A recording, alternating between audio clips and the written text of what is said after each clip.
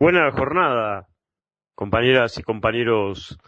de Fogón en Fogón. Bueno, como ustedes saben, el viernes pasado se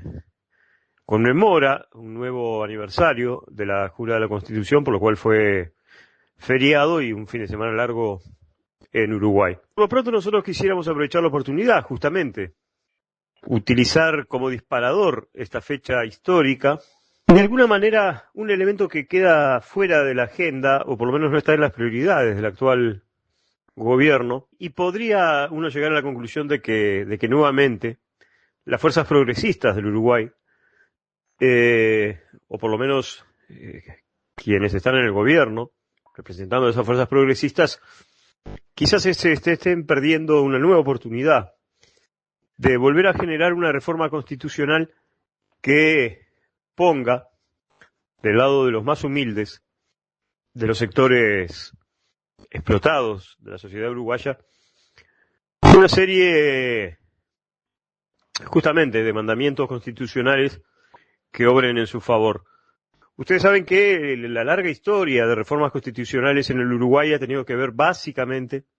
con reformas que hacen a su sistema político, pero fundamentalmente a las formas o los métodos electorales de las elecciones del sistema político, o en su defecto, ya por allá por los años 60, cuando estas reformas constitucionales planteaban, bueno, algunas modificaciones en la forma de gobernar en el Uruguay, hasta llegar a la famosa reforma del año 67, aquella reforma conocida como la Reforma Naranja, que fue la que le dio, hasta el día de hoy, un poder superlativo al Poder Ejecutivo. Recordando que, bueno, que nosotros veníamos de aquellas experiencias de gobiernos colegiados que tal vez no estaría mal volver a revisar. Lo cierto es que las últimas reformas constitucionales en el Uruguay han tenido que ver no solo con algunas modificaciones del sistema electoral, sino fundamentalmente con dos que hasta el día de hoy generan fuertes incidencias en la forma de la expresión política del Uruguay. La primera de ellas tiene que ver con lo que fue, recordarán ustedes, a partir del plebiscito contra la ley de caducidad de la pretensión punitiva del Estado, aquella ley que amparaba a los terroristas de Estado que cometieron violaciones a los derechos humanos, con cambiar las condiciones necesarias para convocar a un plebiscito popular o a un referéndum, que de alguna manera, luego fue de alguna manera asimilado por el cuerpo social del Uruguay, y a pesar de que en aquel momento la puntería de los partidos tradicionales, recuerdo el nombre del dirigente histórico del Partido Nacional, Gonzalo Aguirre, hoy ya fallecido, que de alguna manera trataba de que una iniciativa popular encontrara una serie de dificultades para poder convocar a un referéndum o a un plebiscito, bueno, fue sorteado con cierto éxito, y así se pudieron llevar adelante, por ejemplo, dos importantes plebiscitos, uno que hacía, de alguna manera a rechazar una reforma constitucional que de alguna manera privatizaba en plena época del gobierno de Luis Alberto Lacalle Herrera, plena época del neoliberalismo en América Latina, la privatización de las empresas públicas, y más acá en el tiempo, lo que hace a, considerar el agua como un bien patrimonial de toda la sociedad uruguaya. Pero también hubo otra reforma importante, que fue esta reforma que hace al balotaje, es decir, las mayorías necesarias a ser alcanzadas para que un partido político pueda acceder al gobierno, y que eso de alguna manera ha generado esta impronta de que, salvo la elección de Tabaré Vázquez en el 2004, el resto de las elecciones hasta el día de hoy, pero en su momento la que enfrentó a Tabaré Vázquez con Jorge Valle, se necesitara un caudal electoral que, a pesar de que el partido político más votado tuviera una votación muy importante, como hasta el día de hoy tiene teniendo el Frente Amplio, se tuviera que haber sometido a un escenario de balotaje. Pero lo cierto es que en el 2010, y a influjo de la experiencia de otras sociedades que sí se han animado a llevar reformas constitucionales más profundas, hubo un proyecto de reforma constitucional que quedó cajoneado. Los uruguayos que están en Argentina sabrán a qué me refiero, pero quizás los más jóvenes, cajoneado implica que quedó por allí en un cajón, juntando polvo. Un proyecto de reforma constitucional que planteaba la modificación de importantes definiciones constitucionales. Por ejemplo, alguna de ellas, para poner un ejemplo, que hacía a reconocer, porque no daban las condiciones y las fuerzas sociales necesarias, para el ejemplo, para eliminar el concepto de propiedad privada, incluir en el derecho a la propiedad privada de los ciudadanos el concepto de usufructo de la tierra y de la propiedad colectiva. Esto de alguna manera apuntaba a cuestiones que luego, claramente hubieron momentos de tensión cuando se planteó la posibilidad de reformar constitucionalmente el carácter de la propiedad privada,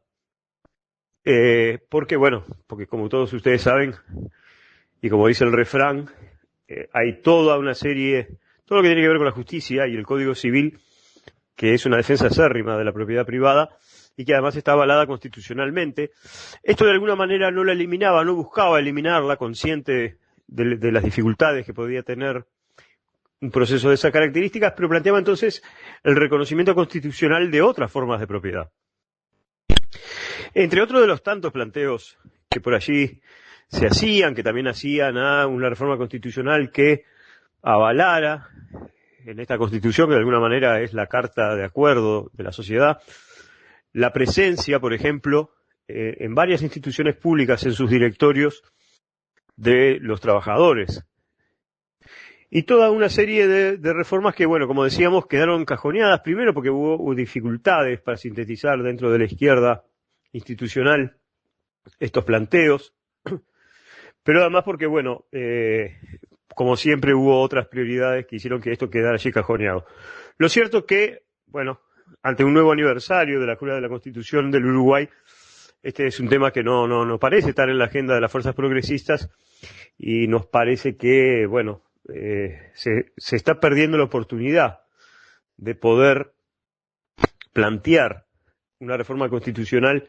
que avale la toma de algunas medidas en los temas centrales que hacen a dificultades que aún hoy la sociedad uruguaya atraviesa, como por ejemplo el déficit de vivienda. Entonces el derecho a la vivienda de cualquier ciudadano del Uruguay no debería ser solo una mención en la Constitución como un derecho, sino que debería ser de alguna manera un ordenamiento jurídico que de alguna manera impusiera a los gobiernos de turno a resolver de una buena vez por todas el derecho a acceder a un lugar a donde vivir. Yo sé que estos planteos en estos momentos pueden parecer, y lo son, soy consciente de ello, como que salen de atrás de un árbol, podemos decir por aquí, pero lo cierto es que una de las dificultades que estamos visualizando es la falta propositiva de las fuerzas progresistas que no toman la iniciativa para plantear en el seno de la sociedad cuestiones que han hecho a su esencia, a su identidad, ya no solo como fuerzas progresistas, sino como izquierda. En estos momentos, por ejemplo, se está planteando, un debate importante, que también divide a las fuerzas progresistas, sobre si se debería aplicar un impuesto al 1% más rico de la sociedad, con el objetivo claro de abatir la pobreza infantil. Vaya que si daría poder aplicar ese impuesto para recaudar lo necesario para abatir la pobreza infantil, pero eso también está en debate. Entonces, de alguna manera, estos son un poco los elementos que queríamos compartir hoy con ustedes, para ir poniendo en algún lado, en alguna agenda, en algún lugar del debate, de alguna manera poder decir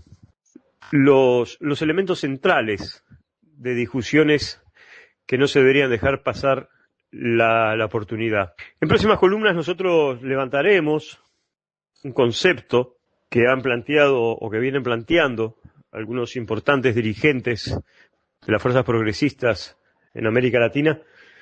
que tiene que ver con este ciclo de cómo gobiernos progresistas que no toman la iniciativa de tomar medidas de izquierda, de alguna manera son la antesala simpática, agradable, a futuros gobiernos de derecha. Los dejo entonces con estos titulares y dándoles aquel abrazo, nos estaremos encontrando la semana que viene.